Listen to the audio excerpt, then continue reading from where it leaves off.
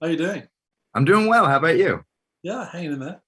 Glad to hear it. It's funny. I really wanted to talk to you because I honestly think nobody enjoys anything they do in life more than you seem to enjoy what you do in life. Why not? It's the same thing that it comes up in interviews a bunch, and I that's what I always feel like. Even the worst day is still they're paying me to make pretend like this is great, and Exactly.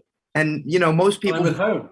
Yeah, and most people seem to agree, that like people who are, just down and angry and annoyed about doing this job, they're like, well, we don't want to work with them. And I think, Yeah, obviously you're good at what you do, but it certainly doesn't hurt that everyone seems to enjoy your company. good. Uh, so what I'm curious is, at this point, you've been doing this for a little bit. A What full makes, decade. yeah, what makes you want to, sign on to something? Because your taste is really good, but it's also really diverse.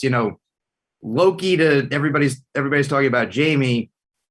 There's a couple of steps in between for most people. Like, what makes these things so appealing to you? Well, it's because they're both in tights.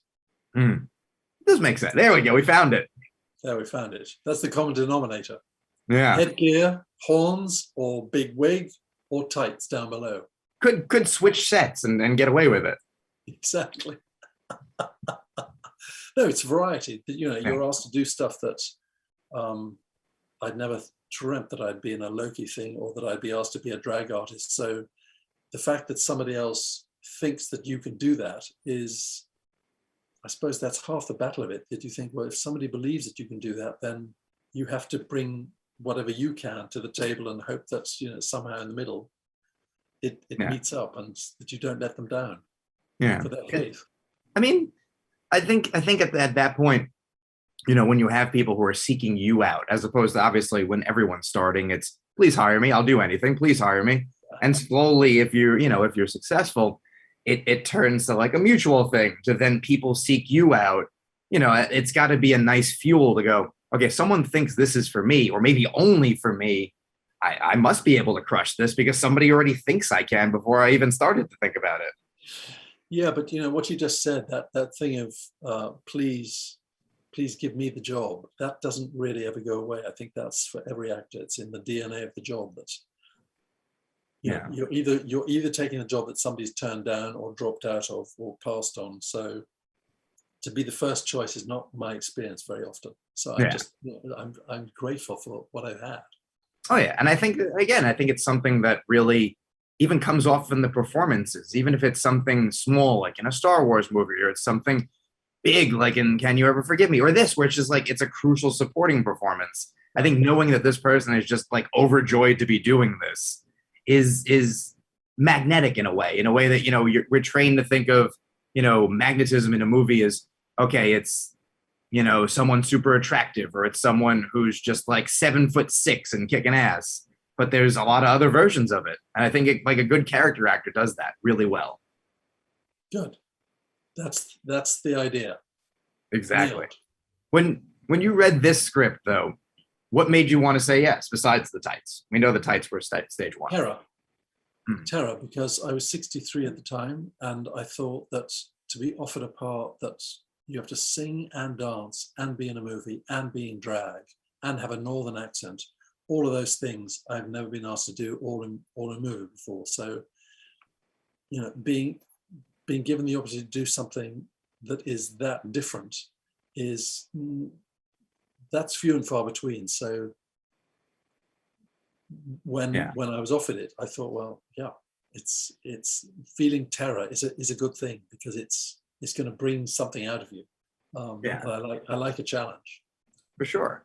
And knowing that there's source material, is that something that you look to, or is it specifically I want to avoid it because I don't want I to? avoided it because I Yeah, knew that with my paranoia and insecurity, if I had to go and see the actor who had created this part in the theatre doing it, I would have done everything to say that person should play the part, or I can't compete with that. So I thought I purposely didn't go and see it, and still haven't, although I would like to now. So I went to RuPaul's cyber drag thing instead. So I watched in 3 weeks, 11 series. That's Crash quite a Course binge. in Drag. Yeah. Yeah, it's I brilliant. mean, yeah, I would imagine that does a lot of the work though of like, okay, now I feel a little more comfortable with what I'm supposed to be embodying while not, I don't want to subconsciously copy that person. Yeah, exactly right. Yeah. Yeah. Which I think is actually a good choice because I know, there's nothing wrong with either way. There's people who I want to study what came before so I know what not to do. But then there's also, but I'm gonna remember stuff, so let's just not do that. Exactly. It seems like it could be a win-win or a lose-lose. So I think as long as you're confident in the decision, it's probably the way to go. Yeah. Exactly. And then when you see yourself on screen the first time, when you're dressed up, when you've done a song, is it a relief in any way, or are you still just relying on the director to tell you it's a good job?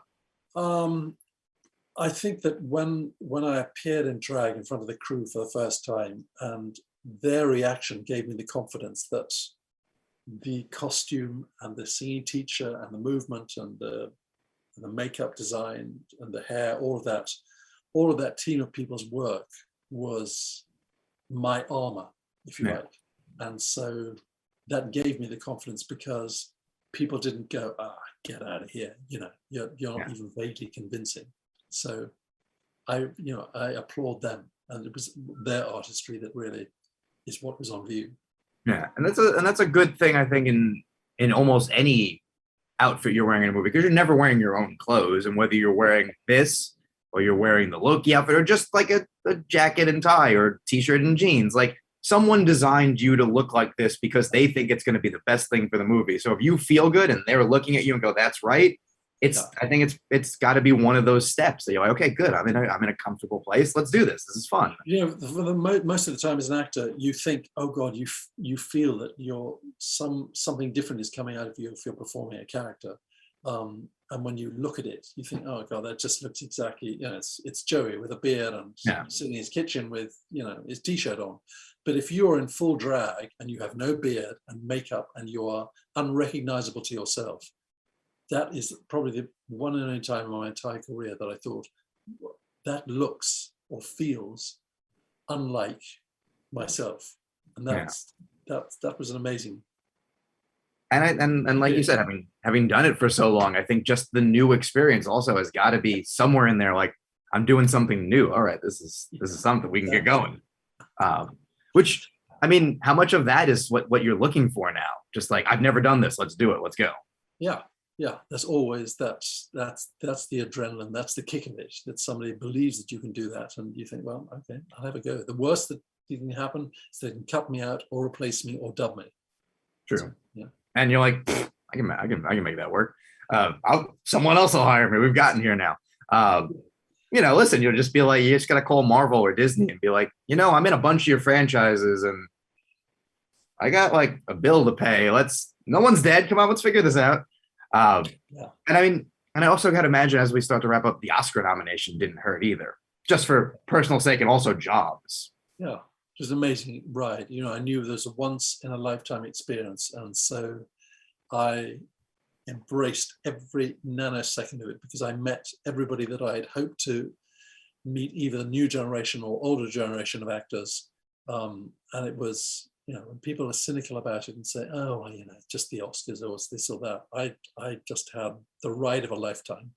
Oh, that's what I cover for a living. There's nothing more exciting than when someone either says they want to win or is just like, this is delightful. They're flying me places and I'm eating free food and like I'm talking to people. Like, this is a vacation. Like the people who want to win are always fun because you're not supposed to say it. It's supposed to be, But I think it's fun that some people are like, no, wait, they're going to give me a gold statue and like, honor me and I'll get paid more next time. Like these are all good things. Like I'm not gonna pretend it's awful. I never get that. Yeah, no. In general, it feels like this is like you won. Just enjoy the fact that you won, no matter what it is. You got the ticket to the lottery. Yeah. As we wrap up, congratulations on this. But is there like we said, something new is always the appealing thing. Is there a thing in your head that if someone offered me, I've always wanted to do? Gosh, I'd love to be in a Western. Ooh, everyone says that, and that would be great. Awesome. Well, thank you for doing this. Thank you very much, Joey. Thank you so much. Congrats again. Yeah. Bye.